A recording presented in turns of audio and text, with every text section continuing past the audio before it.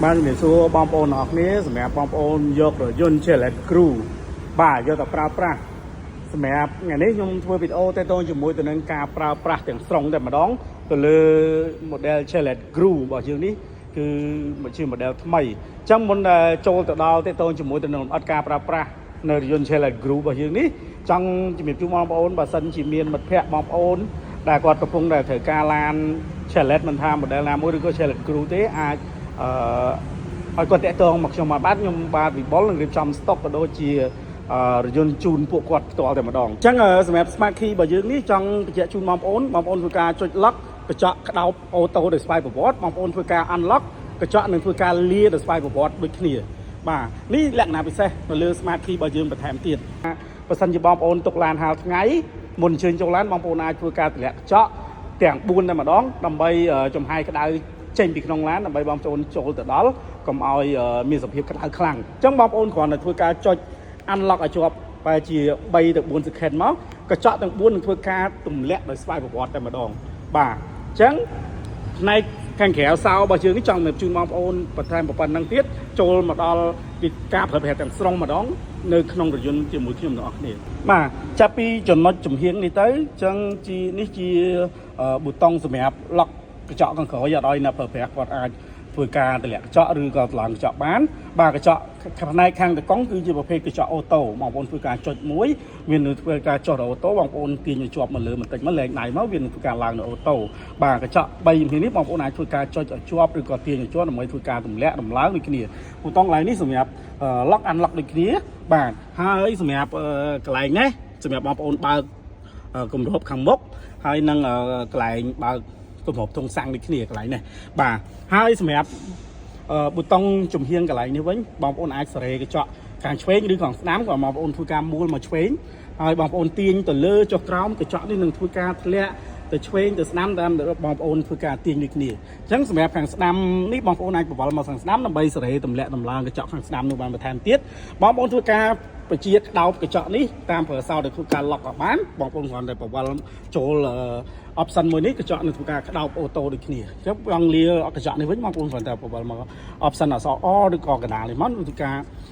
กระเจาะเรียด้วยนี่บ่าให้สมัยมุกนี้กับไหลนี่คือไอ้ตุ่มแหลกตำลังเพลิงโกดบ่ยืนนั้น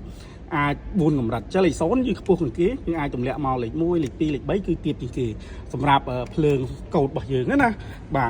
โจมมาดอลออปชั่นกระดาษเลยว่าอย่างที่เจ็ดพันจูนมาโอนเลยออปชั่นเลยได้ยังโกดมีหมกเงี้ยกี่คลาสประทานเตี้ยแล้วนะจังสมัยบุตรต้องกระดาษเลย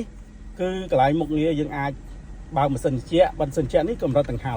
บานหมดนี่ยังอาเสร็จหมกเงี้ยยังจอยเปียเมาส์วินเสร็จต่างหากมันชอมาจึงมาหมกจอมหรือก็บันตะเลบันตะกิจบางพวกนั้นเสร็จบานเลยหมกสันหมดนี่กระไรนี่กระไรยังบางมันสันเจี๊ยบันสันเจี๊ยบ่าไอ้กลายนี้ยังดักชอลคลังหรือตัดยังไอ้เสร็จจนเรื่องนี้บ้างหลายนี่เรื่องสมพลอยบ่าเรื่องสมพลอยนี่กับดาวเจาะขังมกนี่กับดาวเจาะขังขอยนี่ยังเอาอินสันเจียรถจุ่มมันล้านบ่าไปเจียสอบโยชอลปีขนมล้านเอาไปเอาเจียนี่ยังไอ้เสร็จกับเราตั้งหาบ่ากับเราสิตอนอภิติดตัดจานบ่ากับเราตั้งหายังไอ้เสร็จขันเชงไอ้สิตอนอภิยังไอ้เสร็จในขังสตามในแถมเตียดหลายนี่ยังไอ้สาทั้งประมาณเทปซี่ก็โดย USB แถมเตียดดำใบปลาหมกเงี้ย Apple CarPlay ก็ Android Auto บานจิมวยตัวสา iPhone หรือก็ทาประเภทตัวสา iOS หรือก็ประเภท Android อยู่ได้บ่าបាទចាំបងប្អូនចូលប្រើមុខងារ Apple CarPlay ឬក៏ Android Auto បងប្អូនមានតែខ្សែ Type C របស់យើង USB របស់យើងនេះមកបាទ Type C របស់យើងមានដែរប៉ុន្តែយើងអាចបានតែសាកថ្មទេប៉ុន្តែបងប្អូនចង់ប្រើ Apple Android Auto ឬក៏ Apple CarPlay នៅលើនេះបងប្អូនយកខ្សែ USB របស់យើងដោតមកហើយយើងធ្វើការសាកជាមួយទូរស័ព្ទរបស់យើងមក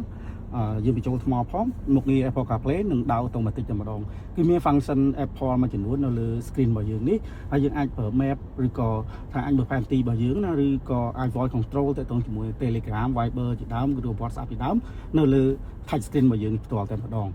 បាទអញ្ចឹងតើតើជាមួយនឹងមុខងារនេះចង់បង្ហាញជូនបងប្អូនប៉ុន្តែមិនហ្នឹងប៉ុន្តែចង់ជែកជូនបងប្អូនមកចំណុចទៀតតើតើជាមួយទៅនឹង forward collision alert ឬក៏មួយទៀតមុខងារគេហៅថាចេញពីកន្លងផ្លូវចេញពីកន្លងផ្លូវគឺចង់បញ្ជាក់ជូនបងប្អូនគឺដំណើរការចាប់ពីកុងទ័រ60ឡើងទៅមានន័យថា lane keeping assist ឬក៏ lane change alert ណាមុខងារហ្នឹងបងប្អូនអាចបិទបើកនៅលើនឹងផ្ទាល់តែម្ដងបានគឺដូចជា ជូនបងប្អូនតើតើជាមួយទៅនឹងវីដេអូពីកណ្ដាលមកអញ្ចឹងណាអញ្ចឹងយើងអាចបិទបើកក្នុង vehicle នេះបានបាទតើតើជាមួយទៅនឹងមុខងារ lane change alert យើងអាចបិទបើកមុខងារនឹងបានហើយវាដំណើរការចាប់ពីកុងទ័រ60ឡើងទៅបាទចាប់ពេលបងប្អូនបើកបរចេញពីកន្លងផ្លូវនឹងធ្វើការទាញចូលក្នុងកន្លងត្រឹមត្រូវបាទអញ្ចឹងចង់លំអិតជូនបងប្អូនកន្លែងនេះបន្ថែមតិចទៀតបាទអរគុណបាទហើយពិសេសបន្ថែមទៀតតើតើជាមួយទៅនឹងមុខងារបន្ថែមទៀតនៅលើ touch screen នេះចង់រៀបជូនបងប្អូនយើងអាចចាក់បទចម្រៀងភ្ជាប់ Bluetooth ទូរស័ព្ទរបស់យើងហ្នឹងបាទបានបន្ថែមទៀតហើយមួយវិញទៀតតែប៉ុណ្ណោះយើងអាចបិទបើកបានយើងបិទម៉ាស៊ីនជែកឬក៏ control ម៉ាស៊ីនជែកនៅលើ touch screen នេះបានបន្ថែមទៀតបាទហើយមួយវិញទៀតសម្រាប់ option បន្ថែមទៀតបងប្អូនអាចចុចកន្លែង setting នេះមកដើម្បីយើងភ្ជាប់ Bluetooth បាទភ្ជាប់ Bluetooth ហើយយើងអាចតកតងជាមួយទៅនឹង sound របស់យើងអាចឲ្យលឺឬក៏បិទ sound key របស់យើងឲ្យចុចលឺបែកប៉ក់ឲ្យបន្ថែមទៀតបាននៅលើ display នេះយើងអាចបន្ថែមកម្រិតពន្លឺកុំឲ្យចាំងភ្នែកពេលយើងបើកបរពេលយប់ជាដើមហើយកន្លែង system នេះវាមាន system information ផ្សេងសម្រាប់ជូនបងប្អូនបន្ថែមមួយវិញទៀតយើងអាចប្រើមុខងារ Bluetooth យើងចុចកន្លែងសញ្ញារូបភ្លេងនេះមកបាទហើយយើងអាច connect Bluetooth របស់យើងនេះបាទចឹងបងប្អូនបើ Bluetooth ទូរស័ព្ទរបស់បងប្អូនមិនថា Android ឬ Auto បងប្អូនឃើញពាក្យ My Device បងប្អូនធ្វើការ connect នឹង load ចូលមក Auto ផ្ទាល់តែម្ដងខាងក្រោមនេះគឺតើតើជាមួយទៅនឹង FM ឬក៏ AM តើតើជាមួយទៅនឹង Pop Visu បាទហើយខាងក្រោមនេះតើតើជាមួយទៅនឹងពេលដែលយើង connect ទូរស័ព្ទហើយបងប្អូនអាចធ្វើការចុចលេខ call នៅលើប៊ូតុងនេះបន្ថែមទៀតបានបាទហើយអត់សំបន្ថែមទៀតតើតើជាមួយបងប្អូនចង់សេរីមកបងប្អូនចុច Soul Setting នេះមកបាទបងប្អូនចូលពាក្យ display នេះមកបងប្អូនអូសមកក្រោមមកបាទអូសមកក្រោមនេះមកបងប្អូនចង់យក14ម៉ោងឬក៏សំទោសមក12ម៉ោងឬ24ម៉ោងបានហើយយើងអាច select លើនេះដើម្បីផ្លាស់ប្ដូរម៉ោងក៏ដូចជាថ្ងៃខែរបស់យើងហើយគ្រាន់តែយើង set up ហើយយើងចុច save ទៅជាការស្រេចបាទហើយ option បន្ថែមទៀតមុខងារពិសេសឧទាហរណ៍បងប្អូនចង់បិទមុខងារប្រព័ន្ធសុវត្ថិភាពកញ្ចប់រ៉ាដាខាងលើនេះបងប្អូនគ្រាន់តែចូល option កណ្ដាលនេះមកបងប្អូនចុចបើអត់ឃើញមុខងារកន្លែងមិញទេបងប្អូនចុចពីរដងមកបាទចុចតែម្ដងឲ្យវាដូរមកបាទអញ្ចឹងបងចូលពាក្យ vehicle បងប្អូនចុច vehicle បាទ Windows បងប្អូនចង់ឲ្យ remote វិសោរបស់យើងធ្វើការ lock យើងឬក៏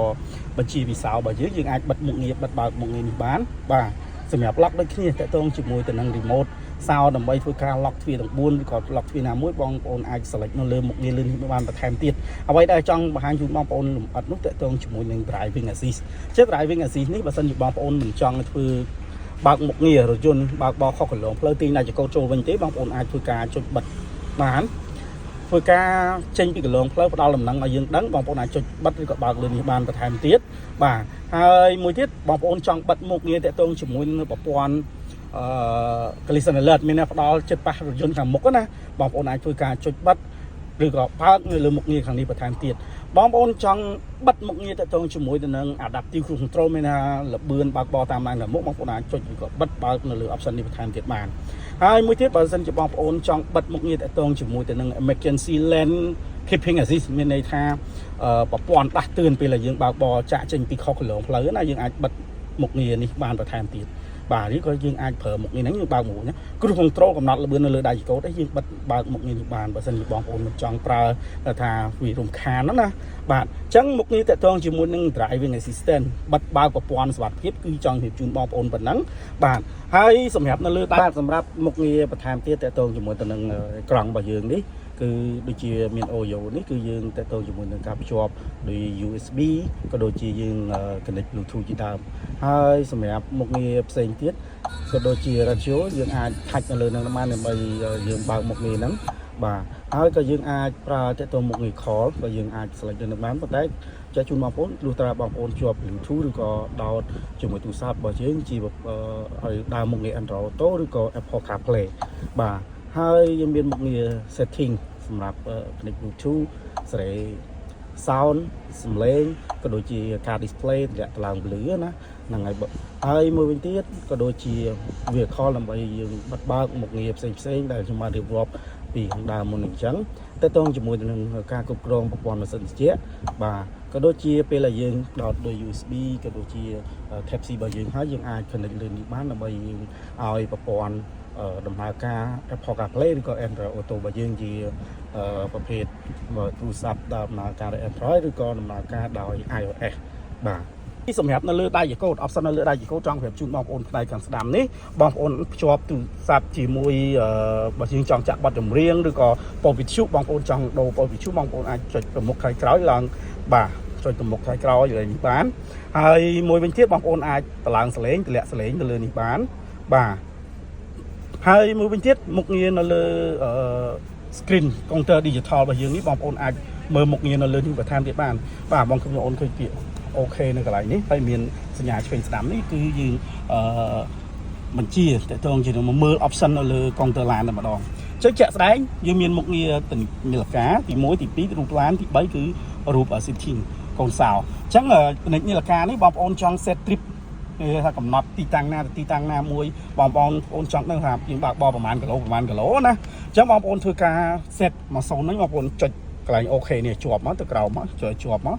វានឹងធ្វើការ reset មកសូនតែម្ដងអញ្ចឹង trip B ដូចគ្នាបាទ trip A trip B បងចង់ចុចឲ្យវាមកសូនចុចនេះជាប់មកបាទវានឹងធ្វើការមកសូនដូចគ្នាបាទអញ្ចឹងយើងទាញចុះមកក្រោមមកគឺ trip B ដល់កន្លែងនេះគឺតើតើជាមួយទៅនឹង current speed នេះយើងបើកបរទៅដឹងល្បឿនយើងប្រហែលគីឡូម៉ែត្រក្នុង1ម៉ោងយើងទាញមកក្រោមទៀតមកបាទទាញមកក្រោមទៀតតើតើជាមួយ driving time យើងចង់ឲ្យ reset វាមកសូនវិញចុចទៅក្រោមមកជាប់ចុចពីតុងក្រោមមកជាប់គឺវាបិទវិនាទីកុំឲ្យដើរវិញបាទ set មកសូនវិញទាញមកក្រោមទៀតតើតើជាមួយទៅនឹង sensor កង់មាន sensor សម្ពាធខ្យល់កង់ណាចឹងយើងអាចមើលនៅក្នុងបានគ្រាន់តែយើងអាចចុចប៊ូតុងនេះឡើងលើចុះក្រោមបន្ថែមទៀតបានចុចមកក្រោមទៀតចូល option ដើមវិញអញ្ចឹង recommend បងប្អូនប្រើ current speed ងាយស្រួលបើកបរតាមផ្លូវទៅដឹងថាឡានយើងប្រើប្រហែលគីឡូម៉ែត្រក្នុង1ម៉ោងណាចូលមកដល់ option មកយើងអាចចុចមកឆ្វេងមួយមកបាទចុច speed speed mistake នេះឬក៏ over speed នេះបងប្អូនអាចតម្លាក់មកបានហើយចុច OK ទៅយើងអាចបិទបើក speed over speed ថាយើងចង់កំណត់ speed ប្រមាណកុំឲ្យយើងជឿលើលឿនកំណត់ណាយើងអាចបានគ្រាន់ចុចមកថា OK មកយើងចុច rest វាទៅលើទៅចង់បានប្រមាណគីឡូម៉ែត្រក្នុង1ម៉ោងហ្នឹងយើងចុច OK ទៅគឺជាប់ប៉ុណ្្នឹងអញ្ចឹងបងប្អូនចង់ឲ្យវាមកសូនវិញបងប្អូនទាញមកក្រោមមកអស់មកឲ្យដល់ពី off មកយើងបិទមុខងារហ្នឹងវិញណាបាទហើយយើងអាចប្រើប្រាស់មុខងារផ្សេងទៀតបងប្អូនអាចចុចនៅលើប៊ូតុង OK ហ្នឹងបានបន្ថែមទៀតបាទអញ្ចឹងយើងចុច OK មកដើម្បីចូល menu ដើមវិញបងប្អូនអាចចុចមុខងារបន្ថែមទៀតបានឬមកឆ្វេងឬមកស្ដាំដើម្បីដូរ function បន្ថែមទៀតបានអញ្ចឹងកន្លែងនេះគឺបងប្អូនអាចបើកបរយើងអាចមើលសកម្មភាពតាក់ទងជាមួយនឹងការបើកបរបើសិនជាមានឧបសគ្គម៉ូតូឬក៏រថយន្តនៅខាងមុខវានឹងលោតជារូបម៉ូតូក៏ដូចជារថយន្តនៅពីចំហៀងឡានឬក៏នៅខាងមុខឡានឲ្យយើងដឹងតែម្ដងបាទប៉ុន្តែអ្វីដែលកាន់តែពិសេសថែមទៀតបងប្អូនចង់ប្រើមុខងារតាក់ទងជាមួយទៅនឹង option នៅផ្នែកខាងឆ្វេងនេះអញ្ចឹងចង់ហាញជូនបងប្អូនកន្លែងនេះគឺមុខងារយើងអាចសេរី function បន្ថែមកន្លែងនេះបានអញ្ចឹងគ្រាន់តែយើងចុចនៅលើហ្នឹងមកទៀតមួយមកអញ្ចឹងយើងអាចចុចបន្ថែមទៀតបានដើម្បីរើស function មួយណាថា Bluetooth ឬក៏បងប្អូនចុចនៅលើដៃកូដមួយទៀតមកបងចុចមុខងារ FM បន្ថែមទៀតនៅលើប៊ូតុងមួយនេះបន្ថែមទៀតបានហើយកន្លែងនេះយើងទូរស័ព្ទក៏ដូចជាយើងចូលមុខងារ call តែម្ដងបាទចុចលើនឹងមកនឹង load option បែបនេះដើម្បីយើងចុចលេខទូរស័ព្ទដើម្បី call ទៅណាម្នាក់អញ្ចឹងដែលបងប្អូនចង់ call ណាហើយមុខងារពិសេសបន្ថែមចង់បង្ហាញជូនបងប្អូននៅលើផ្នែកខាងលើនេះបាទមានប៊ូតុងនេះ1 2 3 4កន្លែងនេះបាទអញ្ចឹងមុខងារផ្នែកខាងស្ដាំនេះគេហៅថាមុខងារ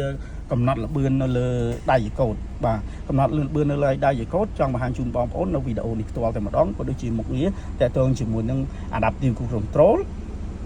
គេហៅថាប្រព័ន្ធបើកបរតាមល្បឿនឡើងខាងមុខឡើងមុខយឺតឡើងមុខលឿនសូមទស្សនាវីដេអូការប្រើប្រាស់នេះទាំងអស់គ្នាបាទ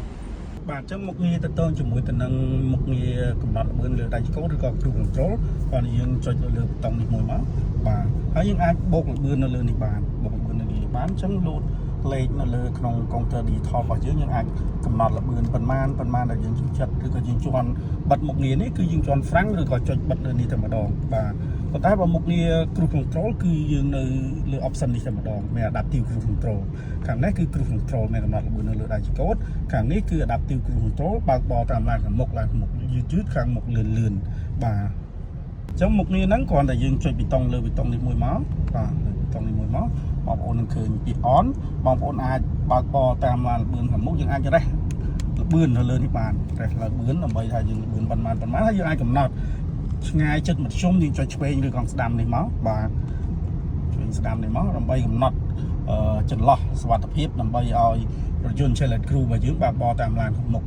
បាទអញ្ចឹងយើងអាចមកឆ្ងាយមធ្យមតាមយើងចង់បានឬក៏យើងបូកលបឿនខាងទៀតក៏យើងអាចជន់ហ្គាទៅតាមខាងមុខបានអញ្ចឹងឡានខាងមុខ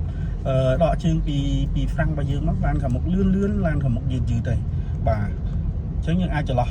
សេរីចន្លោះសុវត្ថិភាពបានគឺនៅលើពីខាងពីតុងខាងនេះបាទពីតុងខាងនេះយើងដាក់សេរីមកខាងឆ្វេងគឺចន្លោះសុវត្ថិភាពគៀកមកស្ដាំគឺចន្លោះសុវត្ថិភាពឆ្ងាយអញ្ចឹងឡានធ្វើការបើកបរតាមឡានខាងមុខក៏ដូចជារក្សាកន្លងនៅក្នុងសម្បូរសុវត្ថិភាពត្រឹមត្រូវអត់ឲ្យចាក់ចេញពីឡងសុវត្ថិភាពទេនេះមុខងារតកតងជាមួយប្រព័ន្ធ adaptive cruise control មានតែបើកបរតាមឡានខាងមុខណាបាទមុខងារនឹងផងដែរបងប្អូនអាចធ្វើការបិទដើម្បីលើមុខនេះលើចុចលើប៊ីតុងនេះក៏បានបងប្អូនធ្វើការជន់ហ្វ្រាំងក៏បានវាដាច់ដោយអូតូម៉ាទិកបាទអញ្ចឹងពិសេសមែនតើសម្រាប់បងប្អូនចង់ធ្វើការបើកបរលក្ខណៈជាក្បួនក្នុងការប្រើមុខងារ adaptive cruise control ឬក៏បើកបរតាមលឿនឡានខាងមុខយើងអាចប្រើមុខនេះបានគឺពិសេសមែនតើបាទហើយសម្រាប់ខាងលើនេះវិញគឺជាប្រភេទដំបូលសាន់រូសអញ្ចឹងយើងអាចបើក menu ផ្នែកខាងក្រោមនេះមកហើយបងប្អូនអាចធ្វើការចុចកន្លែងនេះបានឲ្យធ្វើការបើកខាងលើអញ្ចឹងចង់បិទវិញយើងចុចក្នុងកន្លែងនេះមកបាទអញ្ចឹងយើងអាចប្រហើបវាប៉ុណ្ណេះក៏បានដែរយើងអាចបិទមុខងារនេះបន្ថែមទៀតក៏បានដែរបាទហើយមួយវិញទៀតយើងអាចបិទភ្លើងបើកភ្លើងលើ option លើកន្លែងនេះបន្ថែមទៀតបានបាទហើយសម្រាប់ប្រអប់លេខរបស់យើងគឺជាប្រភេទប្រអប់លេខ CVT បងប្អូនអាចបើកបរ Sport Mode បន្ថែមទៀតបានអញ្ចឹងបងប្អូនទាញមកដល់អក្សរ S នេះមកបាទសម្រាប់ទាញមកដល់អក្សរ S នេះគឺ Sport ជា Sport ពេលយើងបើកបរមុខនេះធ្វើឲ្យម៉ាស៊ីនកម្លាំងខ្លាំងជាងមុនជាកោតត្រឹបតឹងជាងមុនបាទហើយបើបងប្អូនចង់ប្រើលេខដៃបងប្អូនទាញមកដល់ D នេះយើងមាន manual ធម្មតាdrive ធម្មតាបងប្អូនចង់ប្រើលេខ manual បងប្អូនផ្ទះមកស្ដាំនេះមកបងប្អូនឃើញ M1 នៅលើកុងទ័រ digital របស់យើងណាបងប្អូនគ្រាន់តែធ្វើការរុញទៅមុខអញ្ចឹងមកពេលបើកបរធ្វើការរុញឬក៏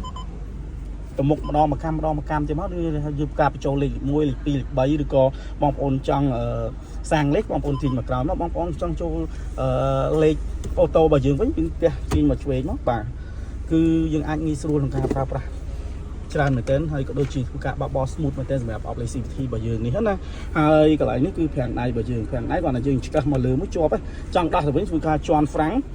ហើយយើងស្កត់ទៅក្រោមមកធ្វើការដោះប្រាំងដៃរបស់យើងហើយមុខងារអូតូហុកនេះគឺងាយស្រួលបងប្អូន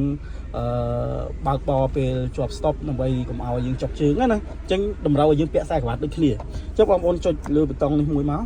ពេលដែលឡានយើងឈប់វានឹងលុបមុខងារ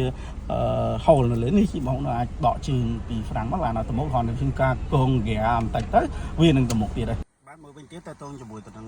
ភ្លើងដែលបងប្អូនប្រើប្រាស់អញ្ចឹងជាប្រភេទភ្លើងអូតូអញ្ចឹងបងប្អូនគ្រាន់តែសេរីកន្លែងនេះដាក់មកអូតូមកបាទអញ្ចឹងយើងបង្វិលដាក់តាមអូតូមកអញ្ចឹងមានន័យថាមេល្ងឹតភ្លឺមេភ្លឺបិទខ្លួនឯងតែម្ដងហើយបងប្អូនអាចប្រើមុខងារ fog lamp មានថាកាត់អាប់ណាអញ្ចឹងយើងអាចបង្វិលមកតង់កន្លែងអននេះមកអញ្ចឹងពើកាត់អាប់ខាងក្រោមហ្នឹងនឹង support ភ្លើងលើពេលមានភ្លៀងផ្លូវដីហុយឬក៏មេរលឹមអី support ជាមួយភ្លើងខាងលើឬផ្លូវកាត់ច្បាប់ថែមទៀតហើយផ្លិតទឹករបស់យើងជាប្រភេទផ្លិតទឹកអូតូអញ្ចឹងមុខងារបងប្អូនដាក់អូតូគ្រាន់តែបងប្អូនទាញមកលើអស់មកបាទទាញកន្លែងស្រីផ្លិតទឹករបស់យើងហ្នឹងមកលើអស់មកយើងទម្លាក់មកក្រោមមកតង់អញ្ចឹងផ្លិតទឹកនឹងធ្វើការបក់ដល់អូតូតែម្ដងហើយយើងអាចបាញ់ទឹកកញ្ចក់ខាងមុខគាត់ទាញមកលើជាប់ទៅមកបាទហើយផ្នែកខាងក្រោយយើងបវល់ទៅខាងមុខបាទបវល់មកខាងមុខមកខាងក្រោយនឹងធ្វើការបក់ដល់ខ្លួនឯងតែម្ដងហើយសម្រាប់ពិលខាងក្រោមផ្នែកខាងក្រោយរបស់រថយន្តយើងអាចបើកមុខងារមកខាងក្រោមទាញមកតាំងមកមេឃល្ងិតទើបមុខងារនេះដំណើរការបាទសម្រាប់ចូលមកដល់ផ្នែកខាងក្រោយនេះបើសិនជាបងប្អូនចង់ធ្វើការតម្រេតកៅអីនេះឲ្យថយក្រោយមានងាយស្រួលក្នុងការផ្អែកបងប្អូនអាចទាញកន្លែងនេះបានទាញហើយយើងអាចតម្រេតបានឬក៏បងប្អូនចង់ធ្វើការបត់កៅអីរាបស្មើបងប្អូនគ្រាន់តែទាញកៅអីនេះទាញខ្សែនេះមកកៅអីនឹងធ្វើការបត់ ដូចគ្នាខាងនោះក៏មានមុខងារខ្សែតម្រាប់ទាញដើម្បីឲ្យបត់កៅអីឬស្មៅបន្ថែមទៀតបានដូចគ្នាអញ្ចឹងមុខងារបត់កៅអីស្មៅសម្រាប់កន្លែងនេះចង់បង្ហាញជូនបងប្អូនដែលយកទៅប្រើប្រាស់គឺងាយស្រួលដាក់វ៉ាន់ពេកឬក៏ក្រាលអូនគេងបន្ថែមទៀតបានណាសម្រាប់ផ្នែកខាងក្រោយនេះបានអញ្ចឹងកន្លែងនេះយើងអាចដោះបានសម្រាប់ដោះបានឬក៏យើងអាចរូតបន្ថែមទៀតបានហើយកន្លែងនេះបងប្អូនថាមិនចង់ដាក់ទេបងប្អូនអាចចុចកលឹះវាកន្លែងនេះមកបាទចុចកលឹះវាកន្លែងនេះមកក៏ដូចជាសងខាងកន្លែងមកយើងអាចធ្វើការដោះចេញបានណាហើយកង់សគួរគឺមានប្រកបនៅខាងក្រោមបាទកង់សគួរគឺនៅប្រកបខាងក្រោមបងប្អូនអាចធ្វើការដោះបវលមកខាងឆ្វេងមកពេលបវលដោះវាចេញហើយយើងអាចលើកមកបានក៏ដូចជាដោយហើយនឹងសម្ភារៈដោះកង់គឺនៅកន្លែងនេះផ្ទាល់បន្ថែមទៀតបាទទៀតហើយអញ្ចឹងវីដេអូនេះចង់បង្ហាញជូនបងប្អូនបន្ថែមប៉ុណ្ណឹងតិចទៀតរាល់ចង្អល់ផ្សេងអាចតាក់ទងមកខ្ញុំបាទវិបុលបានខ្ញុំនឹងធ្វើការលម្អិតបន្ថែមទៀតតាក់ទងជាមួយនឹងការប្រើរថយន្តគ្រប់ model របស់ Chevrolet ក៏ដូចជា Chevrolet Cruze នេះផ្ទាល់តែម្ដងបាទអញ្ចឹងពីខ្ញុំវិបុលសូមអរគុណសូមជម្រាបលាជួបគ្នានៅវីដេអូក្រោយកុំភ្លេច Subscribe ដើម្បីទទួលបានវីដេអូថ្មីៗពីខ្ញុំបាទអរគុណជម្រាបលាបាយបាយ